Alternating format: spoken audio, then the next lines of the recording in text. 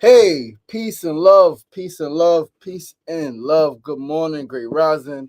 Happy Sunday, happy Sunday, happy Sunday, everyone. How are you feeling? What's going on, man? Sending love and light, good vibes. Back again with another week of Sunday Light, another week of Sunday Light, another week to share some empowerment, some enlightenment, some wisdom. And, as you know, I always like to share from real life testimony, real life perspectives, real life experiences. So yeah, today is no different. What's going on, champ? Listen, it was so great to see you yesterday, man. You look amazing, uncle. I'm so proud of you, right? You look absolutely amazing. You look healthy. You look strong. You look happy. You look content in life. And yeah, it was great to see you. Thanks for coming out yesterday. It was, yeah, it was great. It was great to have you there. Great to see you. Great to have you there. Great to get some of your input. You have very unique perspective, right? Very beautiful perspective. I love talking with you. I love hearing the things you got to say about what's going on in our society, what's going on in our community. As a black man, but as a black man who has also been in corrections, who has been in law enforcement to a degree. From South Jamaica, South Side, yeah, South Side, we outside. Peace and love. I love you too, Uncle. I truly do. Thank you for everything, always, right? All of the love that you've always poured into me, even when, even when still we disagree, right? Even when we disagree on certain lifestyle, right? We disagree on certain things. It's love, and I appreciate you, and I'm grateful for you, truly. And I think we're all grateful for you. All right, everybody who knows you is grateful for you. You add a very unique perspective. You add your perspective, which is always great when people are who they are, when they're authentic, right? When they share from their personal perspective, not what you should be doing based on, but like them, even if they say should, right? Things that maybe is not conducive to helping a person get to a certain place, or even if a person doesn't want to get there, like respecting boundaries, respecting a person's decisions and choices. I think that's always important. But yeah, so today we're going to talk about adhering to God's call. Adhering to God's call and how there's great power in stillness. That is the topic of today's discussion. Adhering to God's call and how there's great power in stillness, slowing down and doing nothing, right? And stopping, being quiet, right? Physically, like quiet, not talking, quiet in your mind, and stilling your freaking body. Is great power in that, right? We think, a lot of us, that we always have to be moving. Not the case, but we're gonna get into it. We're gonna get into it today. Of course, we're gonna start with prayer and burn some sage. All right, just cleanse the energy. I love burning sage in my home. Beautiful herb. All right, um I love that sage grows. Well, it used to grow. They took the plant away in Queensbridge Park. Right in Queensbridge Park, there used to be a bunch of sage growing. Right, sage grows. You'd be surprised in the most obscure places, the most random places, places that you wouldn't think. Right, I think in the park down by Union Square, there's some sage growing there. All right, some blue sage, and I love seeing the blue sage because that's one of my names, one of my monikers. Blue Sage Ali. All right, but gonna burn the sage this morning. We're gonna pray, and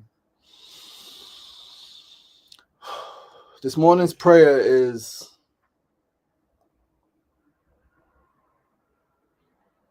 that those of us who, for whatever reason, get set down, whether due to injury, whether due to incarceration, whether due to, if we're young, being on punishment, getting in trouble, right, an illness. I pray that we take that time to reflect, we take that time to process, and I take that we are in full acceptance of what the divine may be trying to show us during that time. I pray that we accept stillness not as a punishment, even if it may be called so, but as an opportunity to tap in deeper to ourselves, as an opportunity to tap in deeper to the divine plan for our life, to tap in deeper to that part of ourselves that knows all, to that part of ourselves that is all knowing, that is all powerful. Pray that we have the strength in our stillness to still work, to still envision, to still dream, to still plan, to still be kind, to still be loving, to still be lovable.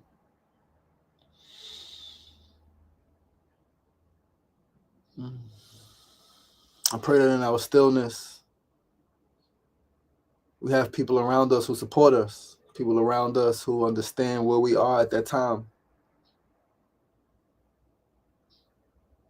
and don't try to force us to do things that we may not want to do or may not be able to do, and don't criticize us for it. I pray that we have those people around us who love us and accept us for every stage in our journey, for every aspect of our lives.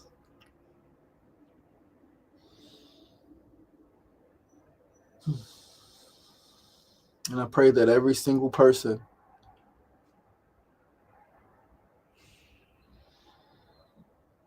answered the call on their life, answered the call for their lives, answered the call to be active, answered the call to be engaged in their community, answered the call to fight for what is right, what is just.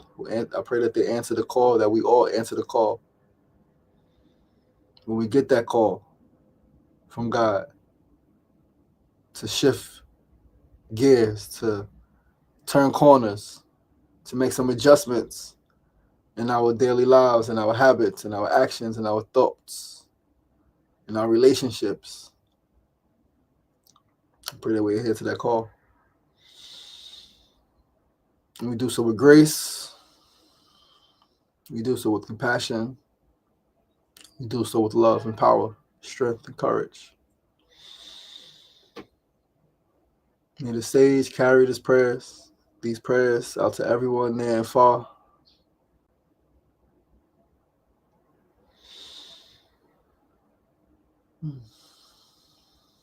Amen and Ashe, Ashe, Ashe. Thanks. Guys, people, women, ladies, boys and girls, brothers and sisters, sisters and brothers, mothers and fathers, fathers and mothers, daughters and sons, uncles and aunts, nieces and nephews, cousins, distant relatives. Listen, as I was laying in bed this morning and pondering this topic, contemplating this topic, it made me think of a telephone, right? First, there's the old phones, right? There was a wire, right? You could only go but so far. You could only go but so far away from the phone jack, right? To talk, right?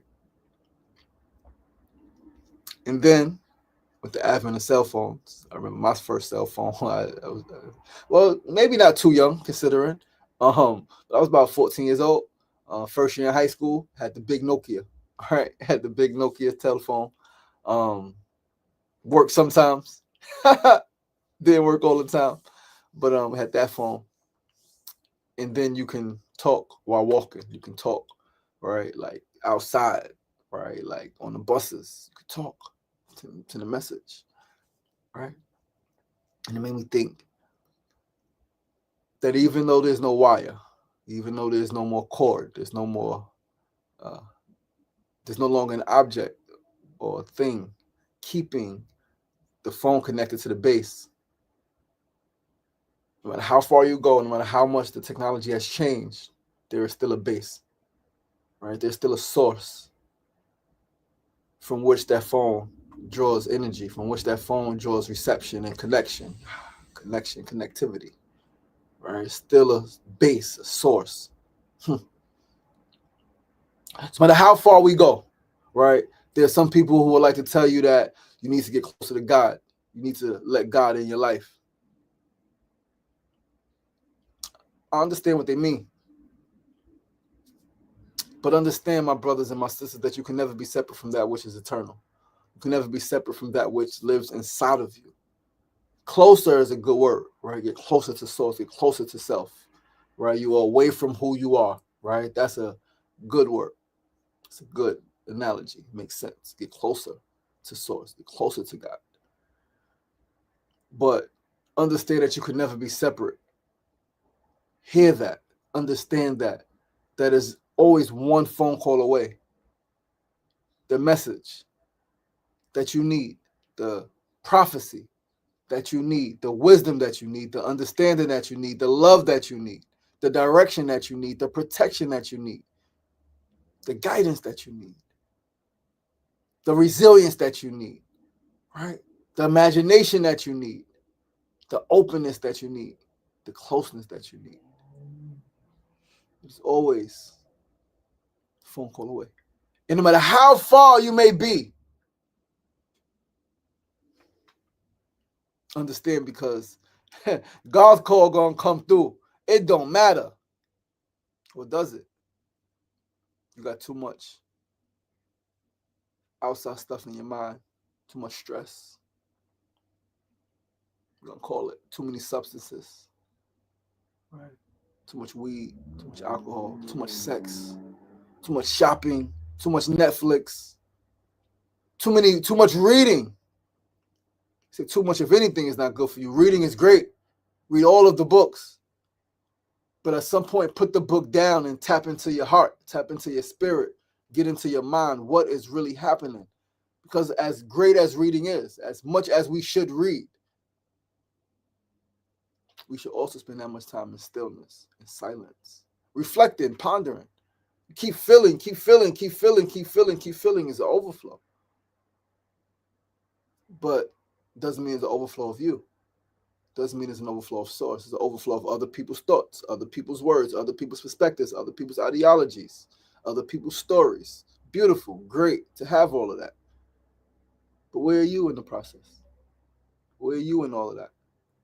Where's your divine message for your life to guide your people, your husband, your wife, your son, your daughter, your mother, your father, your brother, your sister? How are you hearing?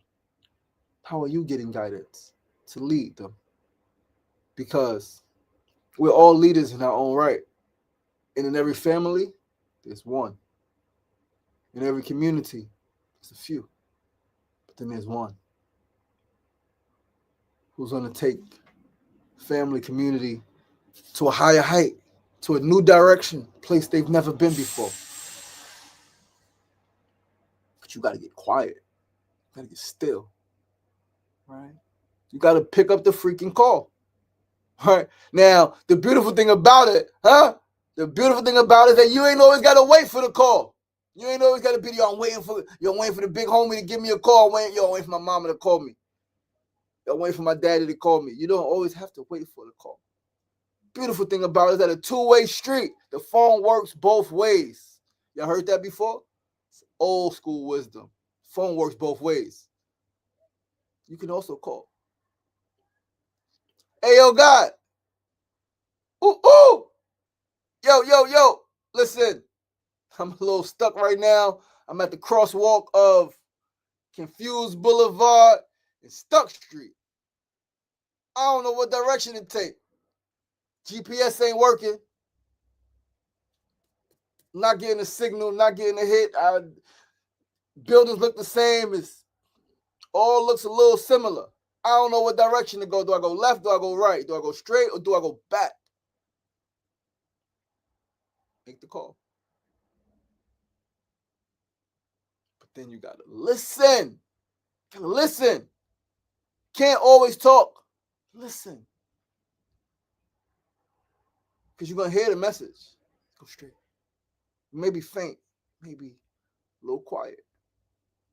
We gotta really tune in. What's the ancient wisdom? If you want to be heard, whisper.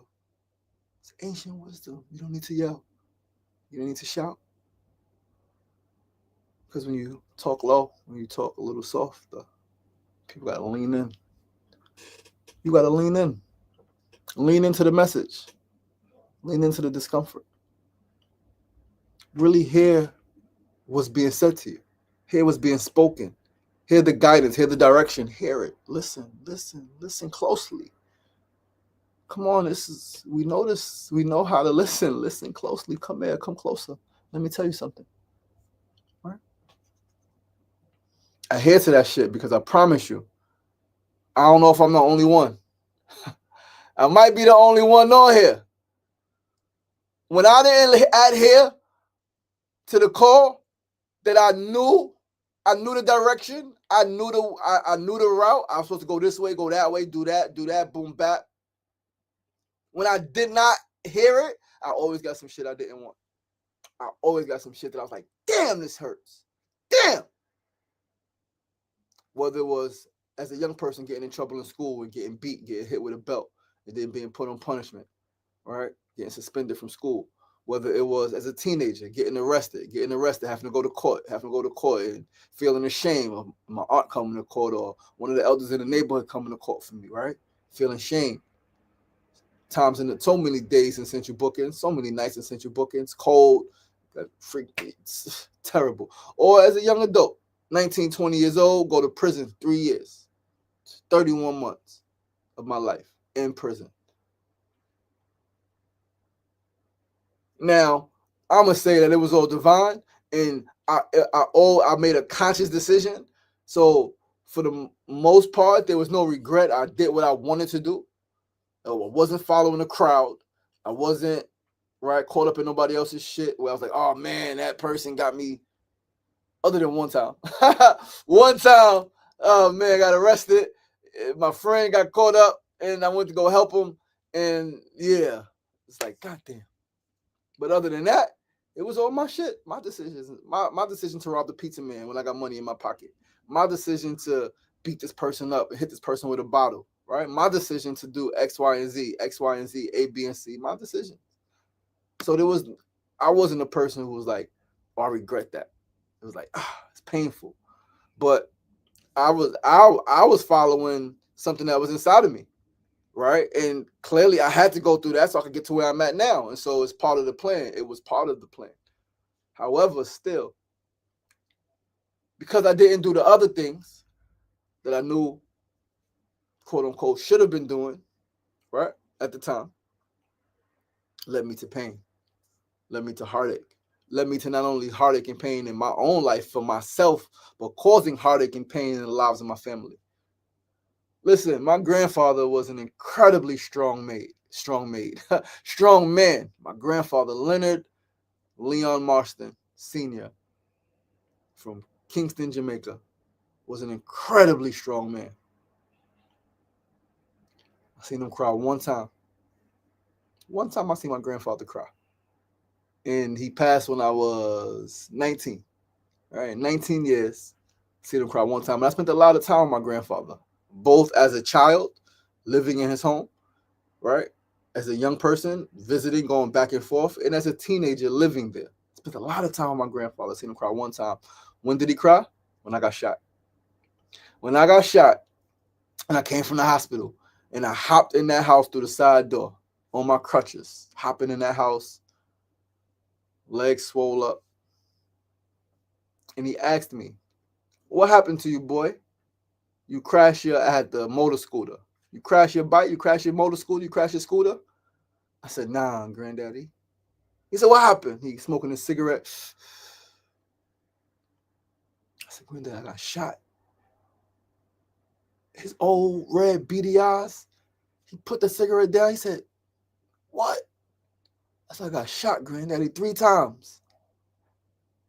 He said, out front? I said, nah, granddaddy, in Queensbridge. My grandfather jumped up so fast. He's 82 at the time, 82 years old. Jumped up so fast. Went in the backyard. Came back inside with his old rusty gun and said, show me where they at. With tears in his eyes. Show me where. Old rusty gun. I was a little nervous because he 82. The gun is going like this. And I'm like, granddaddy, number 1, I don't even know if it shoot. Number 2, it might shoot. Don't shoot me again. I got shot just now. Don't come, granddaddy. Chill. I'm getting emotional because, like, my grandfather and I've been through a lot. If you know me, you know that was my guy. I was his guy. We had a lot of beautiful experiences and a lot of tough experiences, my grandfather and I.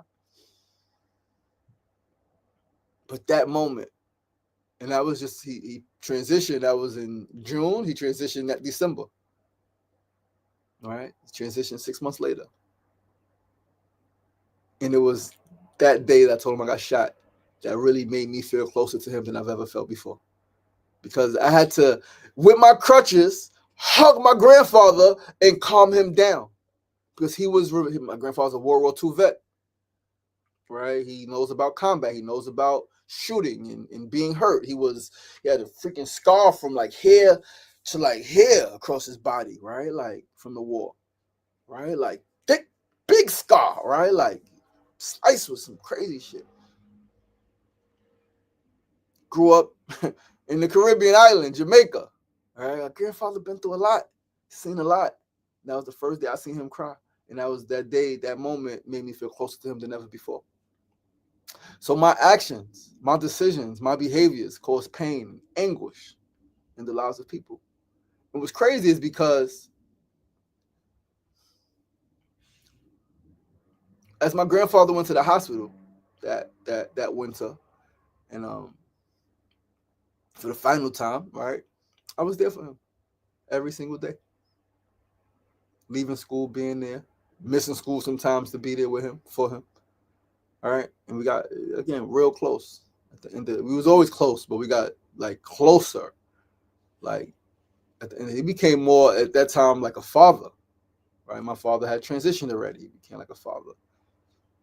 But understand that when you don't adhere to the call, right? Like the day I got shot, that Monday morning, June 2nd, 2003, I was supposed to be on my way to Connecticut to my cousin's crib and to go to the casino with this shorty. That was the plan. That was on the agenda. That was on the agenda. I had school. School was wrapping up, right? And I was lit. I had money, right? I'm taking this shorty. We're gonna go to Connecticut, holler at my cousin. My cousin worked at the casino. We're gonna drive to the casino. We're gonna spend 2-3 days gambling. That's what I was doing at the time. Gambling, messing with girls and gambling. That's all I wanted to do. Mess with girls, get high, get drunk, gamble. But I was also very focused on schooling. Right? I was committed to I had a 4.0 GPA. All right. I missed all of that. 4.0 GPA on top of my studies. Studying outside, got my sociology book, my psychology books, my philosophy books outside, doing my work while hustling. While looking out for, right, all of the stuff. But my actions, my decisions, not adhering to the call. Right. I was fortunate enough, even though I dropped out a bunch of times, to start college at 17 years old. Kicked out of high school. Not the best. Got my GED though. 16. All right. Got my GED 16. Quick, fast, hurry. Past that. Let's get that out the way. Adhering to God's call. Could have went right to school. I didn't. Been 16 in college. Didn't do it. Like, nah, I'm too young. You know, you could go, you got these advanced placement, right? Like, you got people who advocate for you. Like, you could get into some of the top programs. You got the grades for it. You have the mind for it. I'm like, I'm 16 years old. I want to be a 16-year-old. What does a 16-year-old want to do? In my era, like, we want to party and bullshit. Right? We wanted to party and bullshit. That's what I wanted to do. Hang with my friends, make money, and have girls. Stay out all night. That's what I wanted to do. So I'm like, nah, I'm not. I'm wait like a year. Wait till I'm 17. I go to college next year. And I tell you guys, between August 2000, when I got my GED results, to December of 2001, when I registered for college at 17 years old, and that year and some change, I got in more trouble than some people get in their whole lives. Then I got arrested 15 times, 12, 13 times, some shit like that time. And it was a bunch of petty stuff, right? So that's why I saw so many arrests, because it was petty shit. Smoking weed outside, right? Riding a bike, right? Like moped, right? It was bullshit arrests. It wasn't like I was like really like doing anything crazy to be arrested for. But nevertheless, I was outside doing shit that I shouldn't have. I should have adhered to God's call. I should have been in school. I would have been lit. Clearly, though, there's no regret, because I could be not alive right now at 41 years old, right? So grateful. But in hindsight, being in that space, being in that mindset, I did not adhere to the wisdom, to the call of the divine. The divine gave me a very freaking straight, go this way. You in school, you lit. right? You got all the support, right? You got the grades. You got to do it. You could make history. Been in school. Let's say if I would have, right? Stayed in school, 16, went right to college. Let's say 4 years, 5 years, 21 years old. And if I would have been doing what I'm supposed to be doing, like on top of it, boom, boom, boom, boom, packed schedule, literally could have been master, 21, 20, right? Doctor, right? Like, and I could have skipped so many steps. We had a lot of connections, right? A lot of resources, right? But clearly that wasn't the path. However, adhering to God's call, me not following through, caused pain. It's literally physical pain. I got shot. I got shot when I was supposed to be in Connecticut with a girl. Got shot. It's outside all night Sunday. Monday, I'm still outside. Get shot. I was supposed to be literally on my way to Connecticut. See my cousin with the shorty. And that was supposed to be, that was the plan. That was the vision. But what they say, you want to make God laugh, tell God your plans, right? And Islam is man plans, but Allah is the best of planners. It caused pain in my life and in the lives of the people around me. My grandfather at that time was my oldest living relative. Caused him great pain. He cried. My grandfather, probably the strongest man I've ever known. Emotionally strong, mentally strong until he started to lose his faculties, right? But mentally strong, physically strong. Cried, broke down crying. I had to hold him while I'm on crutches, while I'm shot up in my legs, bandaged up, crazy. Had to lean on the wall, on the steps. He had the steps right there. I had to lean on the steps and hold him as he cried in my arms. Got shot. His baby boy, his grandbaby boy, he got shot. Insane, right? Now, fast forward. I think I've told you guys before, I've known since I was 7 years old, maybe a little younger, what I was supposed to be doing in my life. I knew that my life mission was to heal the world and make it a better place, right? I knew that. I learned later that, I learned earlier that I had a love for words. I learned later that I was supposed to make impact with my words, right? My love of the English language, my love of the art of communication, right? Communication arts. I was supposed to use that to make the world a better place. I knew that since young, right? Like as young as probably like, and even performing arts, right? I knew performing arts was also my thing. Freaking 4, 5, 6 years old, me and my cousin running around with Ghostbusters, reenacting Ghostbusters, putting the voices on and all of the stuff, right? I knew that art was my thing. But I think for whatever reasons, right, I was in a black community, in a black family. I guess art really wasn't, right? And so I pursued sports mostly, right? It was football, basketball, right? My dad and I spoke about me going to the NFL, right? Spoke about me playing college football. I was either going to go to Florida State or Syracuse, right? Syracuse, it was close to home. He loved Syracuse. I love Florida State. Deion Sanders went to Florida State, right? Deion Sanders is my favorite football player. And so Florida State, right? That's where I wanted to go. And we spoke about that, and we would sit in my dad's house right there on 202 in Hollis and 134 Hollis, and I keep saying Hollis. Hollis is Hollis, Queens. I'm thinking Hollis Avenue, but it wasn't on Hollis Avenue, off Hollis Avenue. Anyway, in Hollis, sitting there watching at the big freaking box TV on the floor. I remember those TVs, right, with the knobs on the side. Watching football, college football, NFL football. Got a cousin, Vince Evans, right? Played football, played for the Raiders, right? He's quarterback, right? Backup quarterback. But he was in the NFL. He got a freaking check, all right? And he was pretty good, right? He was okay. He made it. The more you got to be pretty good to make it to the NFL, right? He's black, especially as a black quarterback. I had vision, all right? But again, not adhering to God's call. God's call in my life was art, always. It's not sports. It was always art. Communication arts, performing arts, even fine art. I was freaking sculpting and painting, right? Even fine art.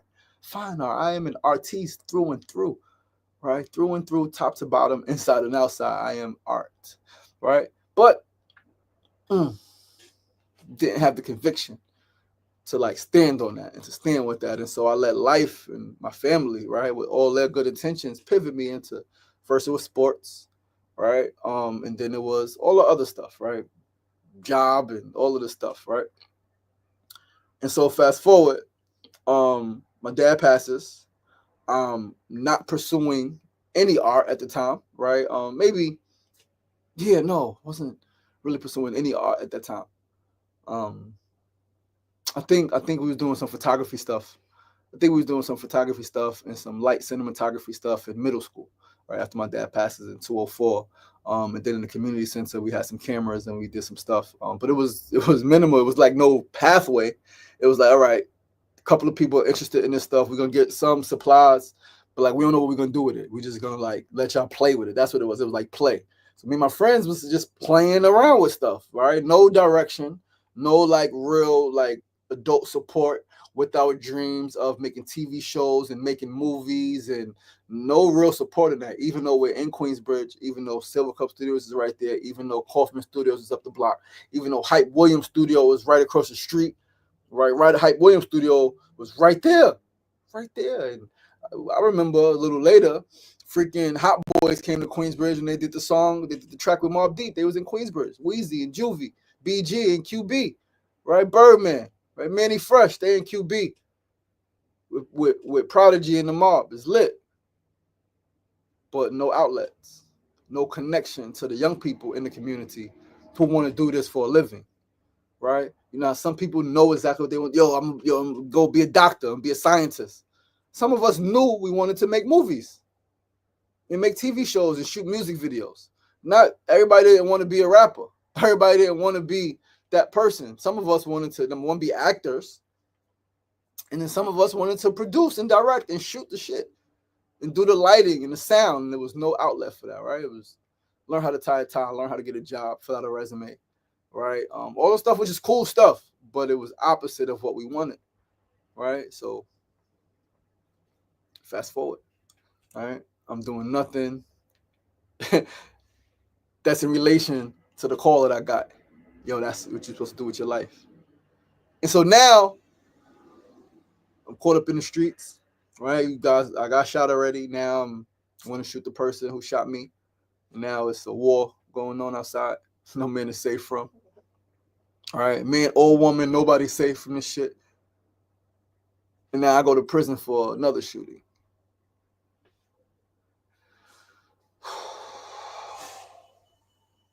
I'm in prison.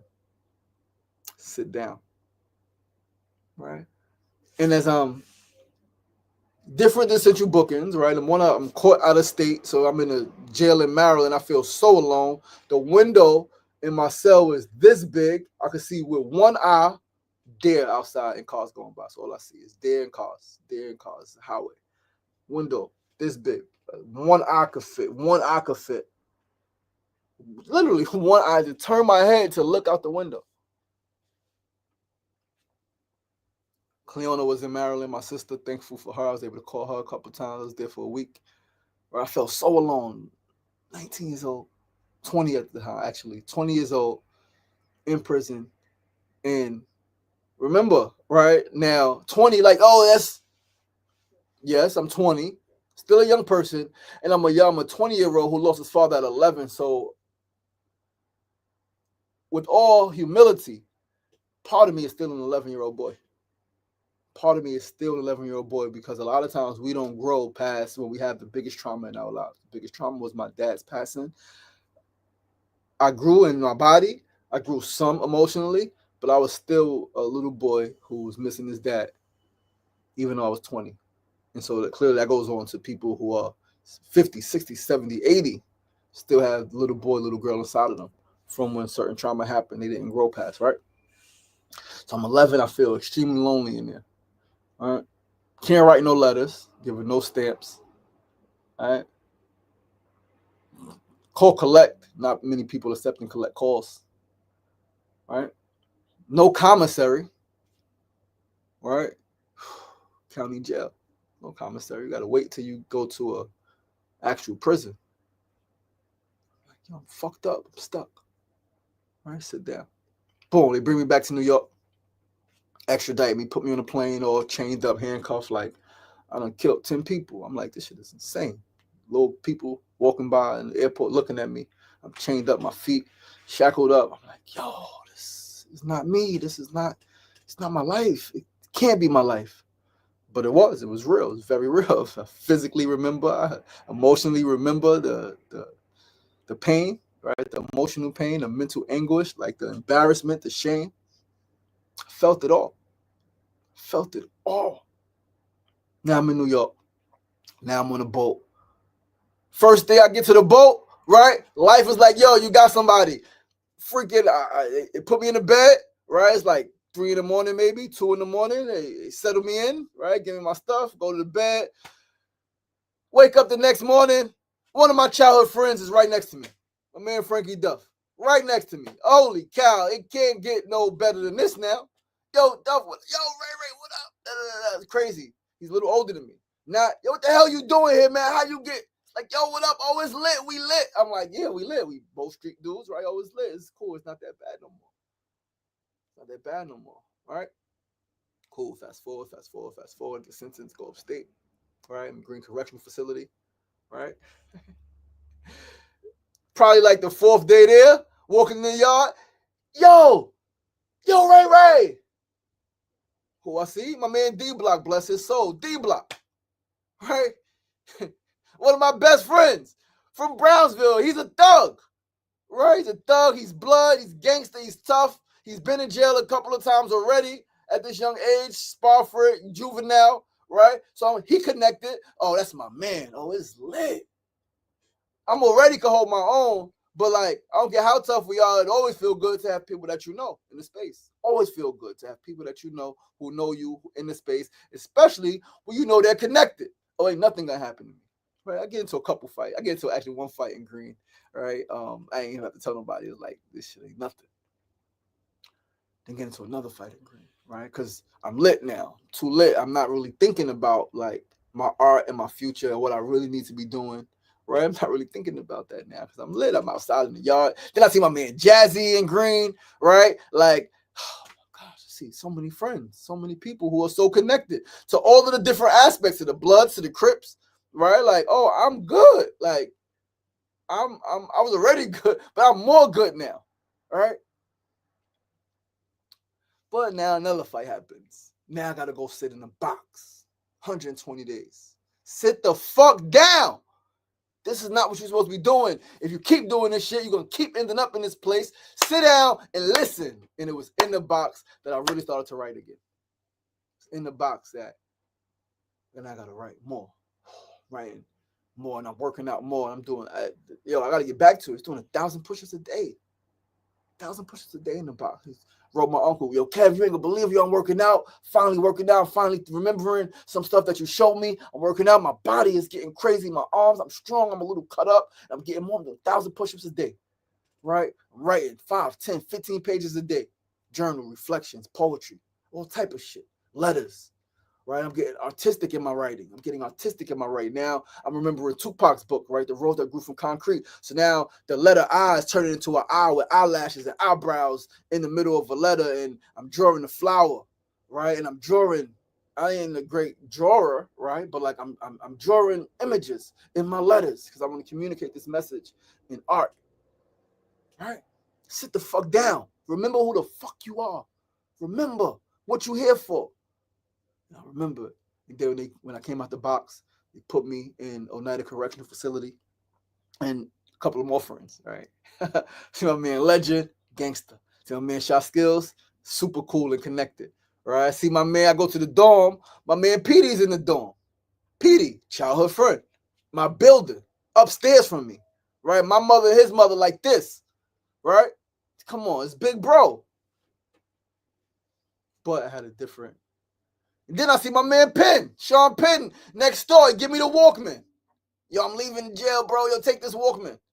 Right? It's broke Walkman. And he still, yo, remember I gave you the Walkman? Bro, that shit was broke. Right? Like, it played for like 2 days. It was hanging on by a fucking wire. I appreciate you. But don't act like, yo, I set you out. You did not set me out. You gave me a fucking beach towel and a Walkman while you set me out. Guys are so funny. I love my people. We're hilarious, right? but it was in Oneida Correctional Facility. That now we got to sit down. Right now, it's a number one. I got a violent crime already in prison, violent felony, and I went to the box for violence. Right, fighting, stabbed a person with an ice pick. Right now, I'm in solitary confinement. Come out, you gotta do this anger management because you clearly didn't learn. You here for violence and you're still committing violence in jail. Anger management. Now we gotta sit in a circle. Now we gotta talk. People are talking. People are talking. I write poetry. I talk. And I started reading my poetry. All right, reading what was on my heart. And the brother, never forget, 2 tattoos of his eyes, right? Kind of big, right? I think he was in jail already for like 18 years, right? Yo, Master, let me holler at you. And I'm like, fuck this dude one. In my mind. Because, like, we're in the dorm and we pass each other, maybe getting coffee, right? And peace, what up? Like, but we would never communicate it really, right? And so, Marston, let me holler at you. Fuck this dude one. But I could hold my own, right? I could take an ass whipping, I could give one. So, like, if you want to do something, like, we got to do what we got to do. Yo, what's going on? Yo, listen, right to it. Yo, listen, you write poetry. I ain't really good with words, but I got some twins. They got birthday coming up. I would love for you to help me write a poem to them. I could buy you something from commissary.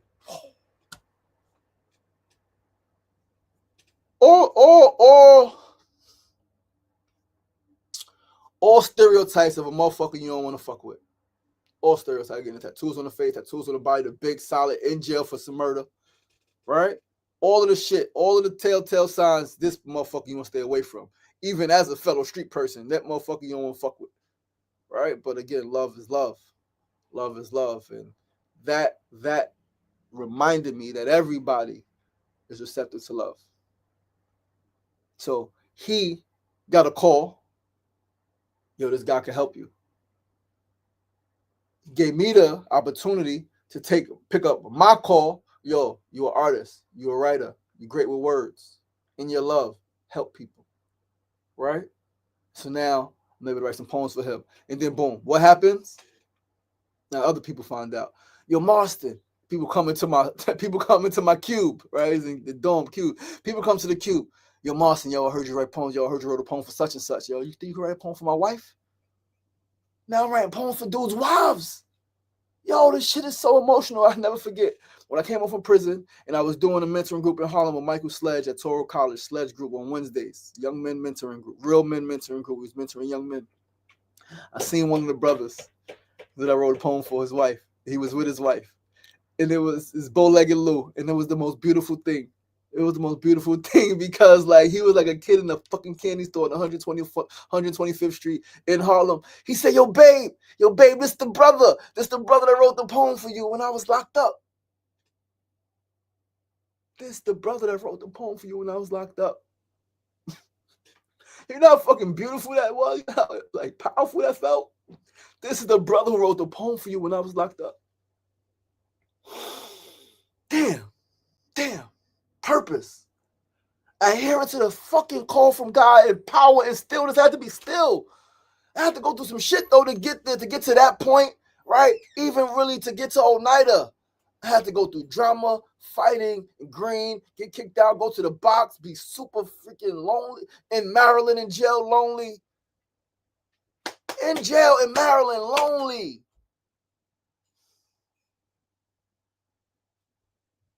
But I wrote a poem for a brother in Oneida Correctional Facility.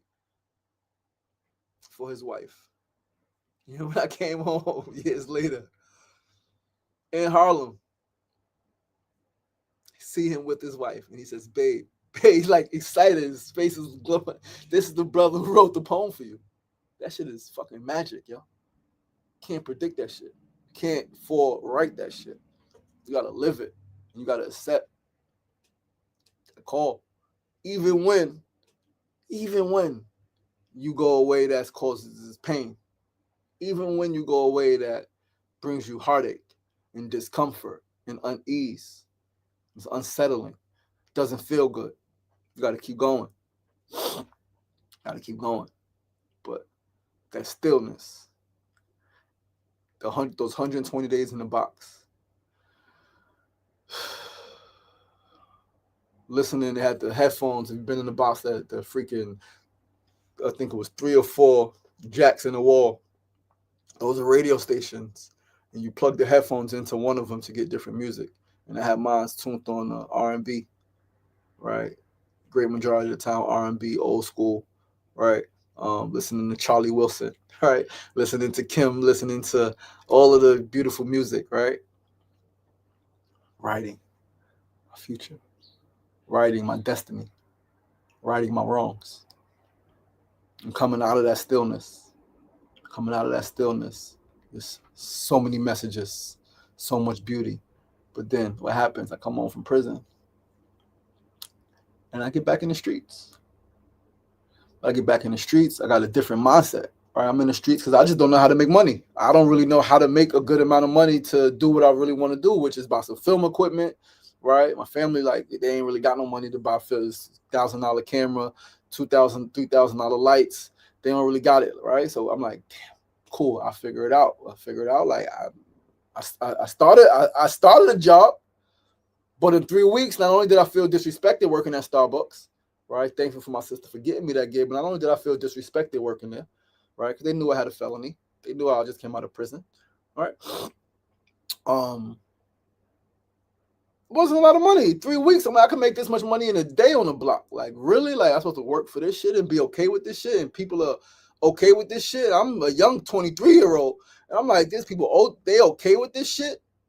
And I understand, I get it, right? But like at the time, I'm like, nah, man, like this shit gotta be more. And for the disrespect, I'm not accepting this low pay while being disrespected. And I want to I'm at the register. Let me talk to the people. There's people coming in Starbucks, man, on 42nd Street, 8th Avenue, buying shit they ain't even want to buy just because of my personality. Right, yo, I don't even want this, but like, yo, I love coming in and just talking to you.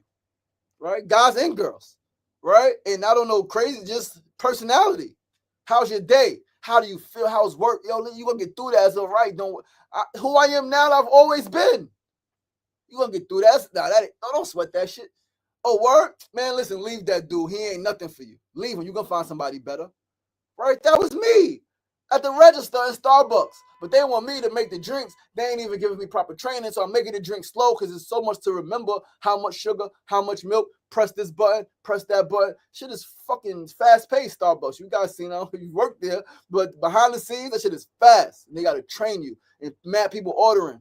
And I'm like, I'm making the drinks accurately, but I'm making them slower than what they were like. And I'm like, they disrespecting me. Yo, come on, man, this ain't what?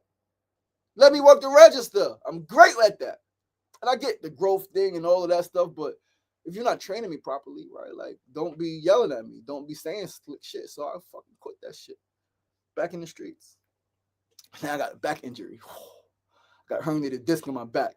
Could barely stand up. I'm walking like this, sideways, literally. Walking to the side.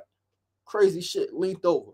Times I can't even sleep. Times I can't even sit down, go to the hospital. Can't sit in the chair trying to lay on the floor. They tell me at Nassau Medical, you can't lay on the floor here, sir. I don't know what to do. My aunt, my nephews, they lay me across their lap. And in all honesty, you guys know I like being vulnerable and transparent. I was messing with a girl I couldn't even have sex with because I couldn't even know energy. My back is fucked up. I can't do nothing. Can't do nothing. So she leaves, right? We young, she got needs. She want to do what she want to do. And I can't deal with this shit no more. I get it.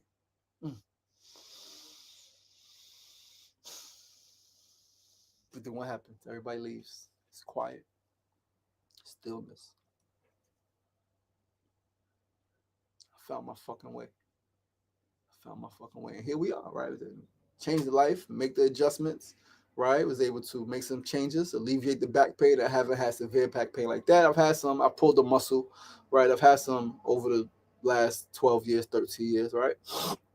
But it's been minimal compared to what it was, right? It's been minimal compared to what it was. Freaking a few months ago, last time my back was bothering me, I was still able to go outside. I was still able to freaking pick up some boxes. It was extremely painful. Well, not even extremely. I'm lying. It was painful. It was uncomfortable. But I was still able to do things. As opposed to before, I couldn't do nothing. Right? Adhering to that fucking call, though. Changed everything. Changed everything. Changed the perspective. Changed my thought process. Changed my heart. Changed the spirit. And once you change those things, everything changes. Once you change the inner world, once you get the inner world correct, everything else is good. Everything else is going to come in due time. Just keep going. Don't give up. Don't quit. Right? Don't retreat unless you're going to restore. Right? Don't retreat. No surrender. Slow down. Pace yourself. Take a detour. Right? Get some gas up if you need.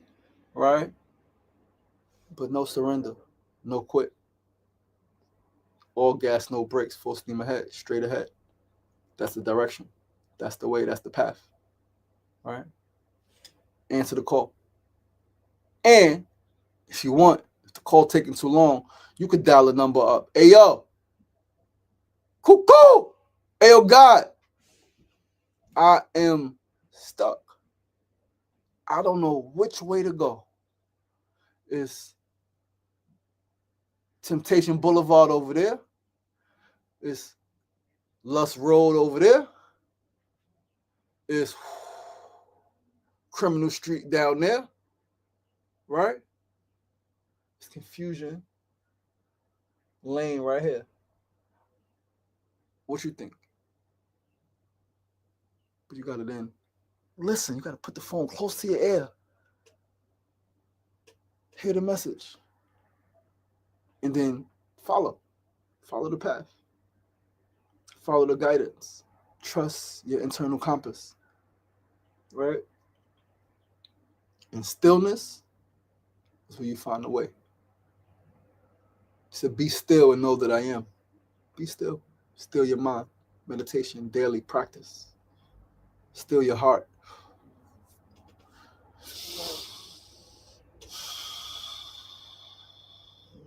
Sit your fucking ass down. It's okay. You got an injury. Listen, you don't got to be everywhere doing everything.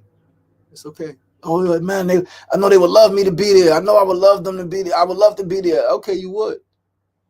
But you want to be there for today, tomorrow, and miss, or you want to miss today, tomorrow, and be there for next 50, 60, 70 years. The choice is yours. Always, you have a choice.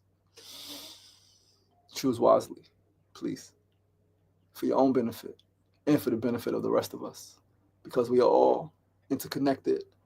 As individual as we are also links in the chain, connected by blood, connected by spirit, connected by the web, right, of frequencies, the web of waves, wavelengths, vibration. We are all here together sharing the space at this time, right? Mother Earth, Father Time, Grandmother Moon, Grandfather Sun provides for all of us the same. Follow your internal compass. Love yourself through the process. Listen, guys, that is our show. Thank you so much for tuning in. That was emotional, man. That was whew, that was heavy. That was deep. Thank you guys for listening. Oh man. Brother Willie, blessings, brother. Blessings. I appreciate you. Brother. Thank you for sharing that. Damn. Sending love and light. Love and light and good vibes. Listen, guys. We're going to get into a short meditation before I leave you guys. I'm not going to leave you guys with those heavy feelings. I'm not going to leave you guys with that emotion. I'm not going to leave myself with that emotion. We're going to come back up. Yo, Swiss Music, what's going on? Yo, Shane Livingston, what's going on, brother? LIC Arts Open, what's going on? Family, what is going on? Peace and love. Coexist, what's going on? Vilma, what's going on? What's going on? Peace and love. Thank you all for tuning in. Willie Guns, what's the deal? Peace and love. Thank you for tuning in. Thank you. But listen, let's burn some Palo Santo. And wherever you are, however you are, get comfortable in your space, please. If you're laying, lay in a comfortable position on your back or on your side, whatever is more comfortable for you. If you need to, you can lay on your stomach. All right. If you are sitting, allow your feet to be planted firmly on the floor beneath you. Allow your back to be straightened by the chair, the couch behind you. Allow your arms to rest gently in your lap or by your side. Allow your head to lean forward so that your chin is in your chest, and allow your eyes to close ever so softly. And just allow yourself to breathe. Just allow yourself to breathe.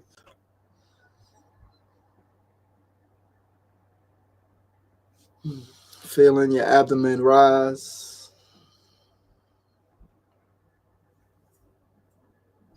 The breath coming up through your lungs, through your chest, through your throat, through your face, and ultimately to your brain.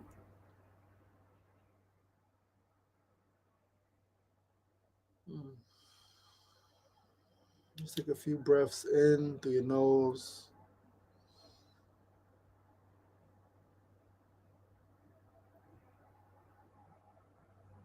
Out through your nose.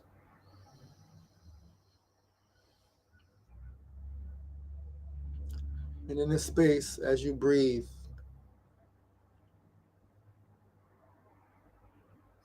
you can silently, in your mind, say thank you.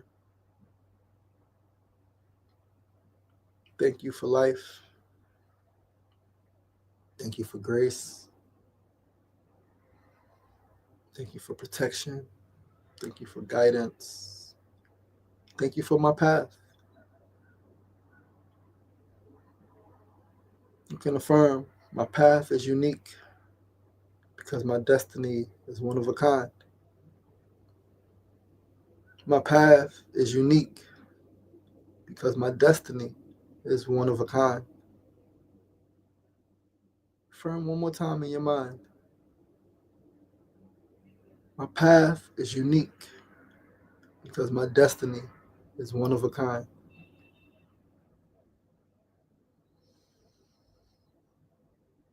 Breathe in that knowing. Breathe in that strength.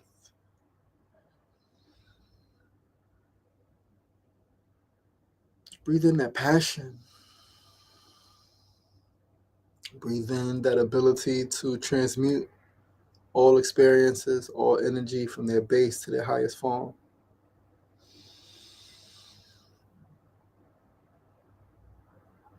Breathe in that love.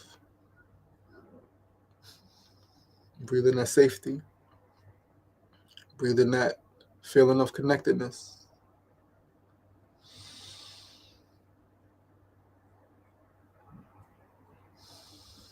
Breathe out that worry.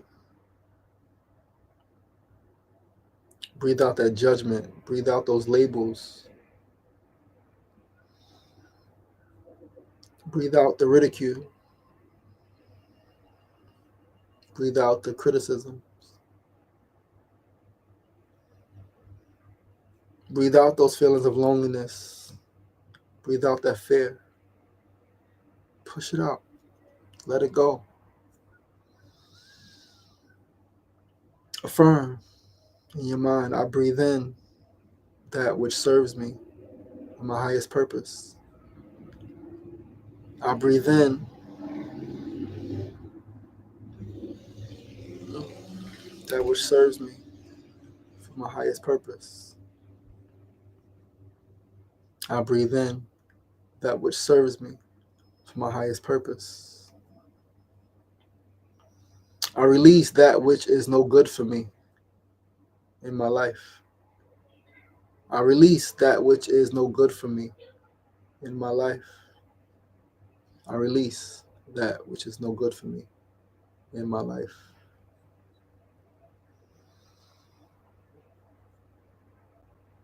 Brothers and sisters, know that you are loved. Know that you are cherished. Know that you are sacred and you are adored. You are stronger than you think. You are more powerful than you know. And you are greater than you could ever imagine. You can do great things. You can do hard things. You can do all things. through the spirit of the divine that dwells in you. I love you. I love you. I love you. Ashe, Ashe, and Asheo. You're ready. Slowly open your eyes, wiggle your toes, move your fingers, give yourself a neck roll. Come back to the space. Give thanks, give thanks, give thanks for your presence, give thanks for your time, give thanks for your energy. Thanks for sharing this Sunday morning with me. I love you guys. I appreciate you guys. Please have a beautiful week. Travel safely. Be kind to yourself. Be kind to others. Trust your process. Peace.